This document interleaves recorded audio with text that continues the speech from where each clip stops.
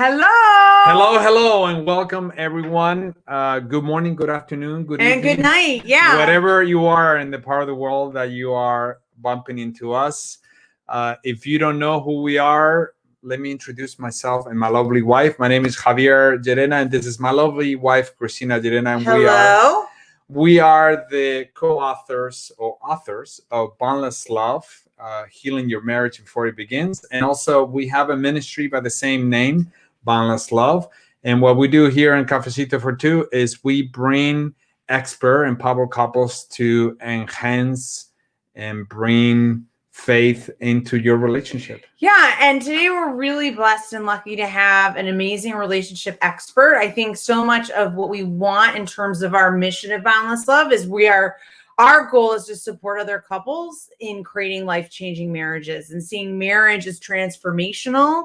And of course, it's spiritually based, but it's also about your habits, your behaviors, your choices. And so much of what Javi and I have experienced in our own relationship is really looking and from a place of compassion and understanding, specifically around your family of origin and perhaps childhood.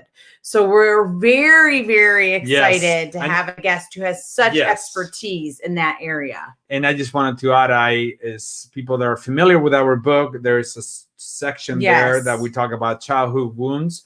So we know how important it is to really pay attention to the trauma, right? Either in your childhood moments, your teenage years, that will most likely affect your relationship moving forward. For sure. So we are so excited to have today Rihanna Milne, and we're going to bring her up in a moment, and she'll introduce herself. She's over 21 years of relationship coaching and expertise, specifically in trauma work. And I'm just so thrilled because I have a feeling I'm going to learn a lot, and we're so excited for our audience, because you're going to learn a lot too. So welcome.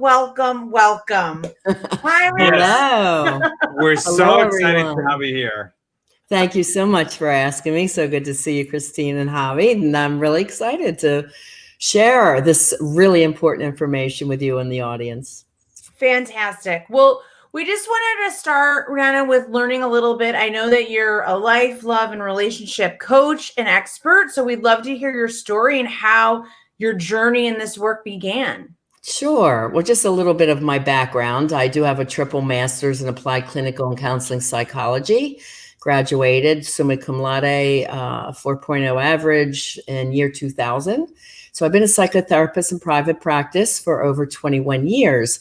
However, I always did part-time work, and that took me into many different environments. So I worked in a hospital setting in a child and adolescent ward. So that was for children age 5 to 19, all coming from traumatic backgrounds, homes, or happenings.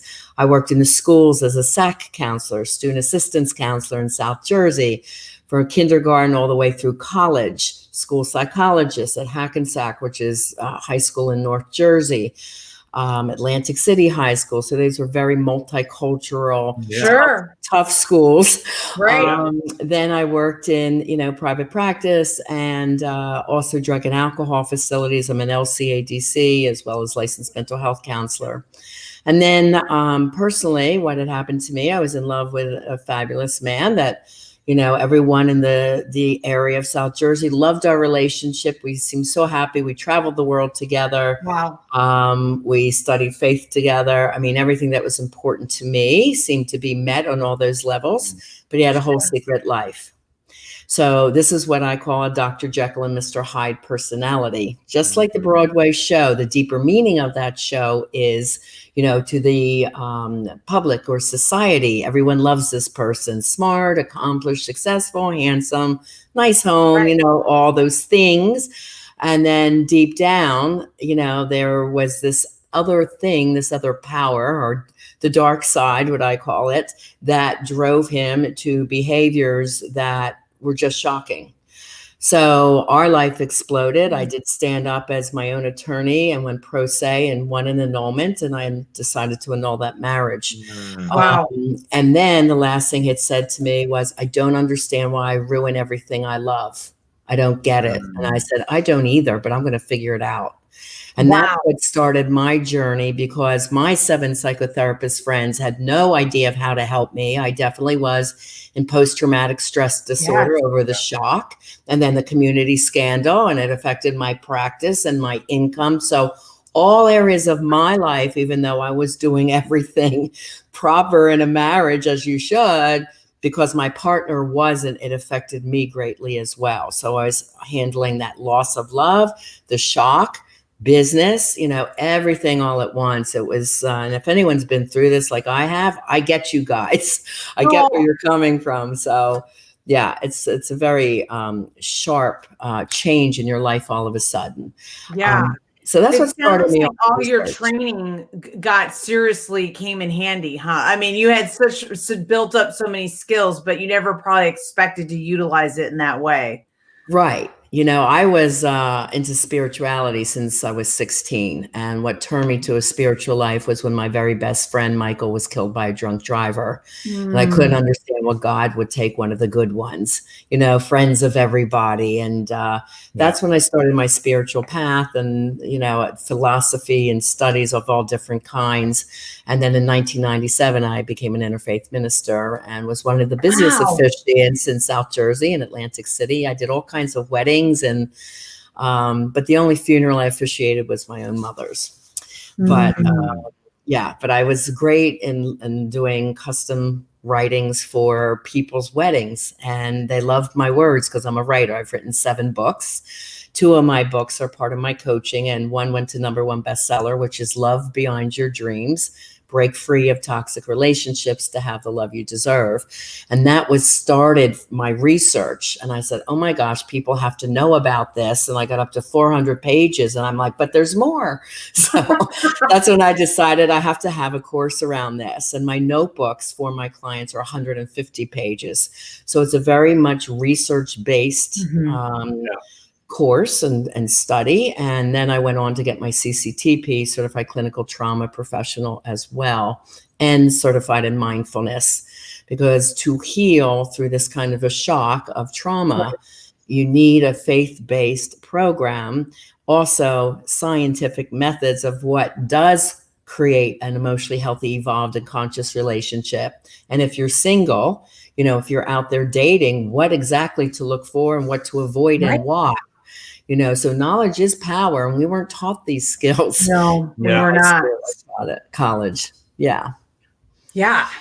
I have a question. I'm curious because for me, when we talk, Christina and I, we talk about it in the book about childhood wounds, is I didn't realize how much my childhood trauma affected me, right, in my marriage, right? For some reason, I realized, hey, I think I already kind of handled this. I think I already fixed what I needed to fix. And I didn't realize how much it affected me in a way that, we almost divorced. Do you think there's a lot of couples out there that they don't realize that there is absolutely trauma out there, and they keep moving forward and they keep pointing fingers at each other?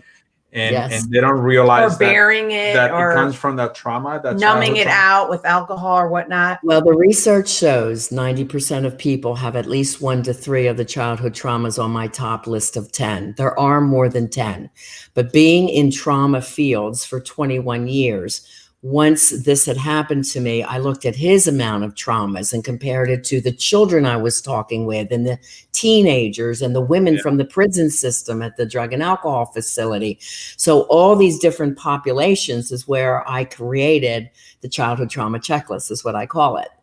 And interestingly enough, I was coaching around this work, and then the Kaiser Permanente study came out from San Diego that shows a correlation between unhealed childhood trauma and illness and early disease and death in adults. But they did not touch on life, like I call life skills, having ongoing anxiety, depression, job problems. Childhood trauma shows up in so many different ways, but they only covered health, disease, and illness And I really researched all the other pieces. So I was thrilled when their study came out because in a lot of ways we backed up each other. But my top 10, they did not have a lot of my things in their top 10 initially. And then they did add some of mine to their list later on, which was interesting to see. Wow. Yeah. So can you describe those 10 traumas? Can you Yes. walk us through? I'd love to be educated. So interesting. Yes, I'll go through the top 10 traumas and then how they show up and why they show up, because that will then bridge the two pieces of information. So as I go through the top traumas, I just want the individuals to know that are listening, this is not about blame and shame. We're not looking to blame our parents at this stage of our life, because being a parent myself, I know we do the best that we know how. We're going to make mistakes. But the research shows people of trauma come from people of trauma. It goes back at least 3 generations. So once you understand this work, you have to say, wow, what did my mom and dad go through for my mom to maybe treat me like this, or my dad to do what he did? Okay, so then we have to, this is where the forgiveness, under the understanding and rewriting the story of anger or shame comes into the coaching piece, right? Okay, so we're not looking for blaming, we're not looking for shame in yourselves, because as a child, you're an innocent party of your family, just, you know, and you didn't have the capacity to make any changes. So what happens is a child in their own innocent way will develop coping strategies that stay with them into adulthood, and then it comes out when it comes around love. You know, and it shows up under pressure or under stress as well. So we'll make those correlations. So the first one is addiction in mom, dad, or your caretakers. Now, the Kaiser study only mentioned drugs and alcohol. So to me, being an addictions counselor, I mentioned 12 of them. So if you witnessed in your parents drugs, alcohol use, sex, meaning you knew your parent was a chronic cheater, porn, gambling, hoarding, spending, eating, gaming, TV watching, workaholism, and I've added to that list social media addiction. Yeah. So those are the 12 This addictions. is like so relevant. This is what people are living out, right? Yes. So this is very true. The second one is verbal abuse, and this is a very big one. This comes out in different ways. One, you could have witnessed your parents yelling a lot, and that was the form was modeled to you. This is how we solve our problems. Right? Because that was normalized. Or they could be yelling at you, or they might have been passive aggressive. If they were mad, they shut down. They didn't talk to you for hours or days. Also verbal could be never hearing, I love you, or never hearing, good job, son, I'm proud of you, you know, or you didn't make it, but you tried so hard and I know you did your best. Instead, you might hear messages, you should change that. You look fat in that. Or, you know, just any other cutting message that made you feel not good enough or pretty enough or handsome enough. Okay, so verbal is very big. The next one is emotional abuse or neglect. We pretty much all know what that looks like, but even in the research, it said if you were a mom, single mom, and had to work 9 to 5, and your kids came home and opened the door by themselves and they were at home for 2.5 hours, even if you called in, this is before cameras where you could see each other and say, hi, you know, back in the day, that was considered trauma to that child because they were still afraid to be alone. Okay. And this is when school services didn't exist. You see, so even though you're trying to do your best to support your family, things happen. Okay. So the next one after that is physical abuse, a hitting of any kind, rape or molestation. And those all could have happened inside or outside of the home. So you could have had a perfect home life, but been bullied and beat up every day on your way to school or coming out of the school, or teased mercifully with those verbal, you know, slugs at school. So again, inside or outside of the home for those. The next one is very important, one of the most important, and not mentioned in the Kaiser study early on, but they added it later. And this is abandonment. So there's fault or no fault abandonment. A no fault abandonment would be like if a parent died early, or a parent has to go off to war, like me working with students when the kids' families, moms and dads were at war. Every day you could just see them zoning out. I say, are you okay? Well, I'm thinking about my mom. Will she come home alive? I mean, they can't focus on math skills when they're worried about the life of their parents. So this is trauma. So those are examples of no fault. Another one that's very, that I could identify with, because initially when you hear this, it's like, yeah, my partner has this, but I don't. So Yeah. I had to think, which one That's do I marriage right there. have? I'm like, okay, 1 to 3. And now I knew I was bullied and teased at school. So that one was easy for me to identify. But then this one came up. If your parent traveled a lot for work and that's how they supported their family, it's no fault abandonment. And I said, yes, I remember always asking my mom, when's daddy coming home? And she goes, well, I don't know where he is. And I'm like, well, I hope he's okay. You know, and we did not know because my dad was FBI and CIA, which is, Wow. we didn't know that until, unfortunately, he was dying. We got letters from Ronald Reagan and William Casey, head of the FBI. So it's like, oh, okay, now I know that's where my dad was. God, great. Okay, now I find out. So that's one that some people can relate to. And then fault abandonment would be you never were in the child's life, or you were together as a couple, then you left the marriage, or you just left being involved in the child's life. Or there's something such as emotional abandonment. In other words, that parent, let's say a father, is in that house, but he works all day, comes home, eats his dinner, turns on the TV, doesn't want to talk to anybody. Right. Yeah. That's emotional abandonment. They don't want you take the kids, you do it. Yeah. You know, they don't want to be bothered. So that's an emotional abandonment within the home. Okay, the next one, this was not in the original Kaiser study either. And I had so much of this working with kids from foster care, adoption, and needing to live in other people's homes because their parents couldn't take care of them, right? This was a big, you know, scary change and not feeling good enough if you were given up for adoption or whatever. Number 7, one of the biggest ones and that most can identify with is personal trauma. So that's the bullying, or if you were an overweight child or skinny and gawky child, you were like called the nerd, or you were picked on at school.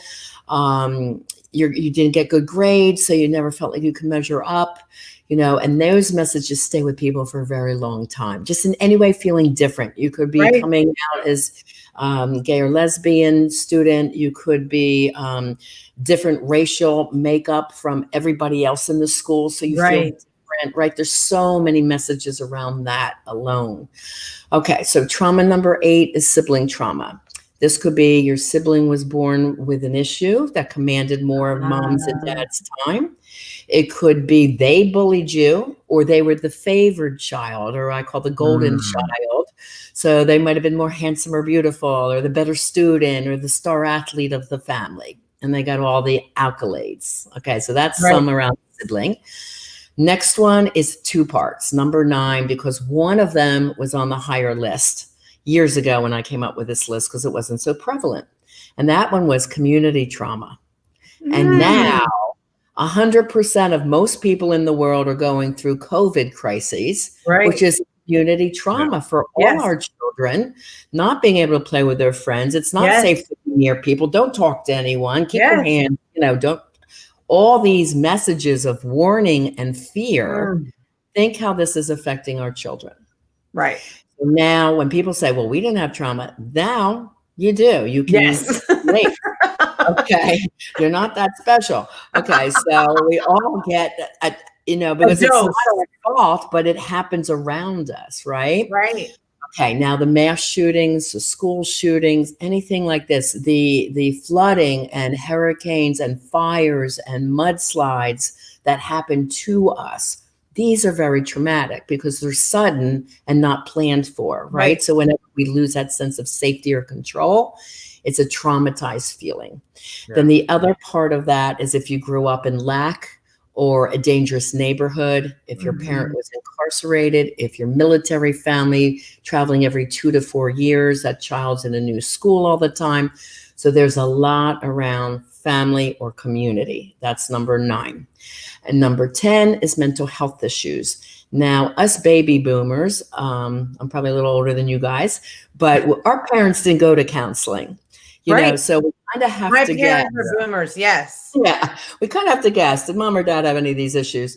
But the most too difficult for kids to navigate is bipolar and borderline personality disorder. So borderline simply just a clarification. Does that mean in them or their parents? In their parents. In the parents. Got it. Mental health issues in the parents. So borderline is like quick trigger anger, moodiness you don't understand. They would get upset at something nobody else would get upset with. But when they're good, they're great. But when they're bad, they're horrid, and you never know what you're going to get. That's borderline. Okay. Bipolar means manic depressive. So depression can come out in quick trigger anger, exhaustion, fatigue. And the manic phase, people say, well, that's a high and happy one. Well, it could be, but it could be an eating binge, a spending spree, a gambling binge, anything else that's very destructive. Right. So when you're a child and growing up in a household with those personality types, you don't know what to do. So let's say we have, a screaming father. The child learns one of two things. I better not say anything when they're mad at me. And they learn to shut down to protect themselves. Right, absolutely. And as a man, this can come up as passive aggressive. The wife would say, just talk to me about this. And what's he do? He clams up, and this is a childhood normalization of behavior. That's how he knew survival. No, I shouldn't talk up now. I have to be quiet now. Right. It's all unconscious. And then, and then he might lash out later and do something to show he's mad in a destructive way. And we call that passive aggressive. So kids learn survival behavior, and then it comes into adult relationships. Yeah. Wow. That is such a thorough list, Rihanna. Thank you so much. That's only 10 of them, guys. There's more. I know it's blowing my mind. And when you were talking about that, right, I dealt with Abandonment, right? Abandonment. I was in an orphanage for 4 years, and then my dad passed away as well. Javi also lost his mom when he was 2. As well. So that's a lot of loss. That's a lot. I'll tell you, I don't know you very well, so I'm going to tell you how this comes out, and I would like to see if that equates to your experiences. Absolutely, please. Okay, so let's start with the ones that you were unfortunate to experience, and I feel sorry for your childhood pain because I worked with so many children that went through this. So my work is, like I said, it's all from experience and great love. So people that have abandonment issues, they often have very high codependent relationships. They have a high need to be loved. Usually they're very charming in the very beginning, and then they may get controlling after that, because any feeling of that person being independent, or I might lose them, they might hold on too tight and be, almost like love addicted. Sometimes these couples break up, get back together, break up, get back together, which, because they need the love so bad, the craving of the love that they lost, from these abandonments. They will nitpick every little thing that could be wrong in the relationship and want an explanation, so it's like hypercritical sometimes too.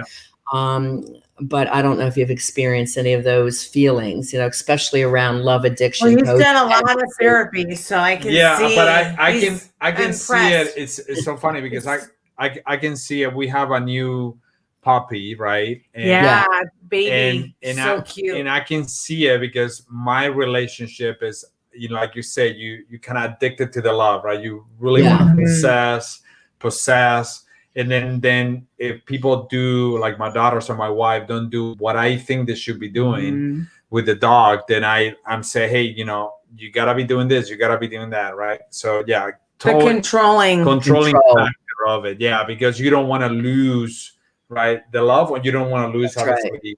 Yeah, absolutely. That fear of loss comes out in many. Absolutely, yes. He'll even say that. He'll even say, like, I don't want you to die, or I don't want the puppy, it'll come up. Yeah, that fear of loss.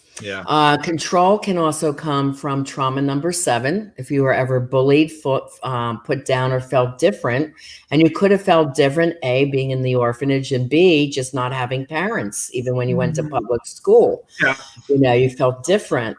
And 2, verbal messages. So sometimes people hear the put down, nasty messages, not from parents, but maybe you went to a Catholic school where there were nuns who were very angry and nasty to you. I've had people come to me like that situation, so those verbal messages could come from anywhere, and that will lead to control, because as a child, if you felt you didn't have any control over anything, and you didn't have control over the loss of your parents. No. So now as an adult, you crave that control. And if you give it up, it brings you anxiety.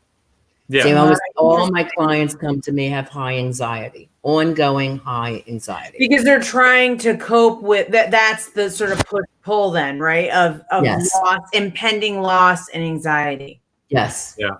Wow. Mm-hmm. So those are just two things. Jealousy, the same thing. You don't feel good enough. You feel your partner might be won by someone else, or someone's going to take them away from you. That comes from trauma number 7, not feeling good enough. Impulsivity can come from having a poor background, and the message is, I deserve this, I want this. And that comes from spending, hoarding, addictions. They can't really afford it, but they feel they deserve it. Or let's say, the wife buying the fancy sports car and the husband's there. Well, why don't you discuss that with me? Well, I saw it and I wanted it and I deserve it. I work hard. Without that, I should really talk to my partner about this kind of purchase. One that women get into a lot too is people pleasing. Mm-hmm. And that could be, I'll give you a scenario there. Let's say a little girl grows up with an alcoholic mother and she's nasty and screams at them in the morning. So this little girl, she might be the oldest sister, gets everyone up, gets them dressed, gets them their lunches made. Child, right? Yes, just to please enough so she's not yelled at, or her sisters and brothers aren't yelled at. So people pleasing came of way of showing and getting love. So with this, I'll get the couples. You're hearing static. Okay. I'll get the couples that come in, and maybe the wife will say, I do everything for my husband and kids and they do nothing for me. I show them how much I love them and I never get it back. So her level of what love looks like is really distorted and out of boundaries, because that's her normal, you see. Yeah. Oh, I totally relate to that. It's like a sacrifice, right? And it's unconscious too. Yes. I know how sometimes. Why are you allowing them to why are you're being like a doormat? And it's this mentality of don't rock the boat, keep everyone happy kind of. I totally relate to that. Yeah. Or mom will scream at me if I rock the boat, or if I speak up for my beliefs. So they just keep quiet, or they were modeled. Dad yells at mom all the time. Mom doesn't speak up. That's normal in a relationship. So they have to really be taught what is emotionally healthy love, and what are boundaries and how to communicate when someone gets emotionally triggered. So when I work with a couple, partner A and partner B, because I work with LGBT couples as well, but they have to understand each other's background and childhood traumas, then have an open communication about it, have responsibility. Oh, hun, that was mean. I know that was coming because I felt triggered by my boss today and it was nothing to do with you. So they're always now consciously aware of what they do, what they say, what they write in texts, notes, letters. It's a full conscious awareness that I have to teach with full accountability. And then there's more empathy from each other, understanding each other's childhood wounds, you see. So it's a different love, compassion, forgiveness, easy to forgive, easy to admit, very important. And I'll give you an example of where this shows up really clearly. Once you get this work, and everybody will know this person. I won't say the name, but it's one of our top politicians in our country. Okay. Came from childhood trauma, alcoholic tyrant father, had to work 7 days a week, cleaning toilets on the weekends, swore he would have gold toilets one day when he grew up. Now, I heard on the news, somebody said, do you think he has a mental illness? And I said, no, he has unhealed childhood trauma. Because, what comes out? Blaming statements. Needing to be liked, people pleasing, embellishment to look better than things really are. Like a bravado, right? Yeah. Yes. Narcissism. Now, the more traumas people have, the more prone they are towards narcissism and sociopathy and psychopathy. So there's 10 traumas, and I do a scale of each trauma, 1 to 10, 10 being the worst. So in psychology, the worst is the psychopath. They are a narcissist and sociopath who kills. Okay. Yeah. They don't One have step, regard for human life, basically, right? right. They kill. One step down is a sociopath. Now that's someone who uses another for pleasure or profit. They will never apologize. They will always blame you. And they are also a narcissist. The third step down is a narcissist. But there's different levels of narcissism. And the one that's the worst is called malignant narcissism. And there's other people that might be self-centered, but they never would hurt anybody. They're just kind of all about them and their mission. And, a lot of high-powered business people could be called narcissists, but they're not harming another. So the malignant narcissist is also the sociopath. So when I was doing my research in 2011 to write my book, one of the books said 1 in 25 were sociopathic. That was Martha Stout's book, The Sociopathic Store. Yes. Okay, now I just read another report, 1 in 6 are sociopathic. I heard more numbers like 6 out of 25, but I just read some recent research, 1 in 6 are sociopaths. So if you're single and out there dating, you've got to know what you're looking for. Yes. You've got to know the questions to ask and not let, like I said, if you have a high need for love, that person, the first date, they'll want to make it work. They'll look over 10 red flags. It's like, but he's cute. Yeah. We had chemistry and the studies show 4 months to 9 months in, or as soon as things get serious, this is where things start falling apart. Right. So if you live together, become exclusive, engaged, married, or have children, these are triggers for those with unhealed childhood traumas. These are when each of those milestones. Yeah. Well, one of those milestones in particular, not each and every one. I see. Got But it. as soon as there's a big transition and they're feeling stressed or afraid, or what if I lose her? I mean, they could be fine, and then there's a pregnancy. And let's say there's a difficult pregnancy. Well, what if I lose her? And then he becomes crazy and watching over her 24/7, or, commanding her, you can't do this, you can't do that. It could come out in so many different ways, right? But it's just so individual. Yeah. Can I ask you, I'm just really curious. This is just a little sparked me right now, is because you've delved so deeply into this in terms of your content expertise of trauma, does it make you more compassionate, or like, how do you not, or do you become jaded? Like, I mean, is it like, how do you balance that of like that healthy sort of middle road, right? Of understanding. Well, once you learn, because nobody taught us, whether it was in high school or parents or in colleges, not even my triple masters, what emotionally healthy, evolved love looks like, and conscious love. Once you know what you're aiming for, then that's what you go towards. When couples come to me and let's say the female wants help and the male is saying, I'm not getting involved with coaching or counseling, forget it, you go. Can the dynamic change? Yes. Okay, but one or two things are going to happen. She's going to become so strong and confident and say, I'm not putting up with this anymore. Right. I refuse to be abused. Then no one should be abused. Or she's going to change so much that he starts softening. And I've had husbands do that. They call me. It's like, wow, I picked up your love book and I've got about 10 of those toxic personality types that are in section 1. I guess some of this is my fault. I said, great. You'd like to come in? And then we get him to come in because he's now afraid his wife's going to leave him. Right. Yeah. So I see what you're saying. It goes either way. Either way, yeah. Yes.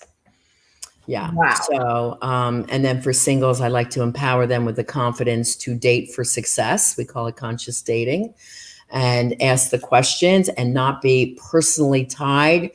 People that have childhood trauma often take it as themselves. I'm not good enough. I'm not pretty enough. I'm too old now. He doesn't like me because I put on some weight or whatever. It's all personal attacking, these negative messages. Right. Studies show 8 out of 10 people have 8 out of negative thoughts. Negative fear-based thoughts rule their minds.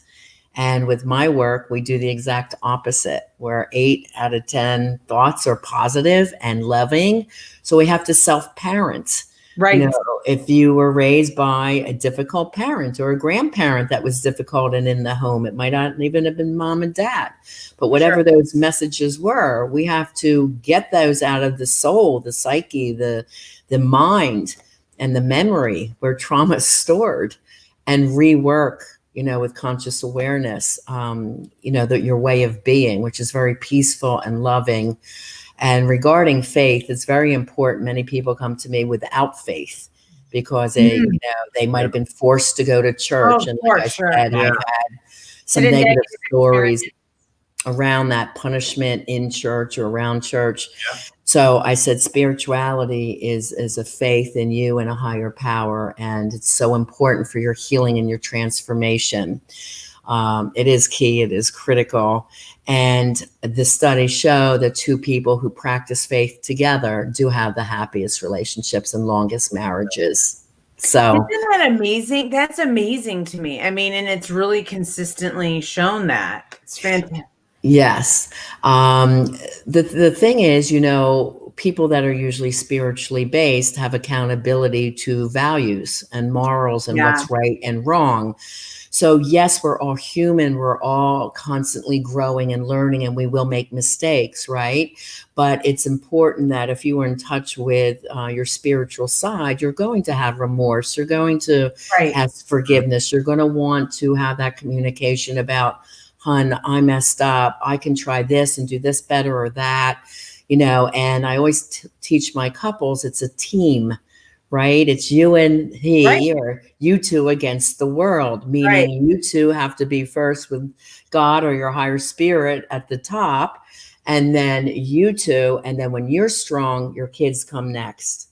Right. And so many couples put their kids first. I know. We're Gen Xers, and that's big with our generation. Yeah. Definitely. Yeah. And then later their marriages fall apart because they didn't make the partner their priority. So when the partner's the priority, then the kids will be happier because they're still holding hands and kissing, which your children should see.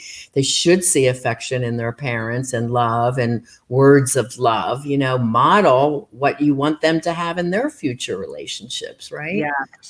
And it is powerful. It is so clearly powerful. We have a 13-year-old and a 10-year-old, both girls, and it's so funny. They'll make their gross out face, but on the side of their eye, they're checking us out, you know? Yeah. No, they're happy when their parents are happy. Believe me, you know, when they're not, as a counselor, I heard about it at school, you know, so, and when they think their parents are going to divorce, they're just zoned out. They can't focus in school. If they wake up every morning to fighting and screaming, you know, they're not focused. They're not checked in that day at school. I mean, I can't tell you how many kids were misdiagnosed ADHD just because they came from traumatic home environments. Yeah. So in Miss Rihanna's relaxation room, which was my counseling room, I had dim lighting, we'd meditate. And this is like back 2002 to 2004 or 5. Nobody knew about meditation in the school. But it's proven in science and quantum physics that meditation calms anxiety, depression, blood pressure, lowers cortisol level. And when cortisol is high due to stress or trauma, memory goes down. Right. So these kids can't learn. Right. I have to calm the cortisol so then their learning goes up. Yeah. So it's fascinating. And then this dopamine and serotonin levels of the brain also go up, and that's their happy chemicals. Right. You know? So it's everything I do is holistic. I do a lot of vitamin therapy. Meditation is key. The reparenting, living in the light versus living in the dark. That's an interesting lesson that they always have to ask, is this message coming from love or fear? Which is the philosophy of A Course in Miracles, which I also love. Yes. Every decision, choice, word, or love-based or fear-based, either from the light or from the dark side. You know, so we always are striving. Am I living in the light? Is what I choose good for me and everyone else? Right. You know, good for myself and others. Good stuff. And I didn't want to drop the good stuff and all the good things that you're saying, but I wanted to ask you a question because you do great work with people that are dating, and I love how you make them aware of their trauma and at the same time asking questions so they know they don't get triggered, right, and go back to the same old habits. Because we talk to couples, right, and when we are preparing couples for marriage, we have a couple exercises, and we can see they're very uncomfortable because they don't talk to specific issues, and you can see that they're being triggered, right, and they don't know why they're being right triggered, in the right? moment. In the moment you can see them, the energy, they're being triggered by something. Yes. Something that they haven't explored. And you're doing great work because you giving the tools for that Right. individual to look at themselves, and then, okay, I'm going to ask questions so I don't trigger myself to go into their trauma, right, into their what they're living, and make them. And see, and then the partner's aware. So let's say I have someone that's a perfectionist, which is very big as well with unhealed trauma. They want everything just perfect. Let's say it's a man who wants his wife to weigh a certain weight, or her hair always has to look good, or she better be dressed a certain way. This control, control, control. And she says, I'm tired of it. I just need to breathe and be me. Like it's suffocating me. So then, you know, when he might have a preference, he could say in a different way. So it's a different way of communicating. Hun, we're going out for a special dinner. Would you mind wearing the pretty red dress I bought? You look so nice in that. Versus put on the red dress. You know, I want you to look nice. So there's a different way of communicating, knowing that that's a trigger for her. Yeah. Right. How can he say it in a softer, kinder way? So they understand what each other's triggers are and why. The most important is the why, because so many people want to blame each other. Right. And, you know, once you understand where each other's little issues are coming from, then you can love your partner with more empathy and understanding and discuss those issues and say, whoa, wait a minute. I told you to put that red dress on. Oh, that's not good, honey. I know you don't like to be told what to wear. I just happen to love that red dress on you. You look gorgeous in it. Would you mind wearing it for me? But I do apologize. That sounded controlling. You see, so it's a whole different way of speaking to your partner. Right. But it's a training and it takes time. So my courses are 4 to 6 months to make sure we are practicing the new communication styles and the accountability and how that comes up. You know, most addictions come from unhealed wounds because people are self-medicating, trying to take themselves out of that pain that they're feeling, or they go on psychotropic drugs. And I got to tell you, that success rate's about 33.33%. So it's a Band-Aid for the real issues. You know, don't go on anti-anxieties and antidepressant. There's all natural vitamins I can recommend depending on what's going on for you. And diet is big. Good sleep is important. So it's a holistic approach to being your best self and your partner being the best self. And then together, you're a fabulous team. Yeah. Oh, it's so beautiful. Where can folks find you in these courses? What's the best way to get to you? Okay. RihannaMilne.com is my website. And from there, you can get the free ebook on how to have the love you deserve. And the childhood trauma checklist is in there. But there's also a quizzes section where there's 4 free love tests. One is for couples where it identifies 36 red flags going on in your relationship. So if you see them and you take that and you come to me for a discovery session, which is also on the homepage, I will look at them and say, okay, on both your sheets, this is coming up. So we're going to have to work through this, you know, so it identifies the red flags. My #1 best-selling book, Love Beyond Your Dreams, and its sister book is about the mindset for success, which is Live Beyond Your Dreams from Fear and Doubt to Personal Power, Purpose, and Success. The first 60 pages of each book are free for downloading under the book section. Great. So you can get all kinds of free stuff. And then I have a podcast, Lessons in Life and Love, and I just celebrated doing show 100. Oh, congrats. Oh my God, that's a big accomplishment. That was my goal, 100 shows. So I'll be starting back up. I took the month of September off and I'll be re-airing again in October. And that's on YouTube as well as lessonsinlifeandlove.com and iPhones, and you know, you can find that everywhere podcasts are. So all of it. Make sure we put that in the we will include all these links for our guests, and we're just so grateful that our paths have crossed. I'm personally Yeah. check out your website within 24 hours. So I invite and recommend all of our watchers and listeners and audience to check it out as well.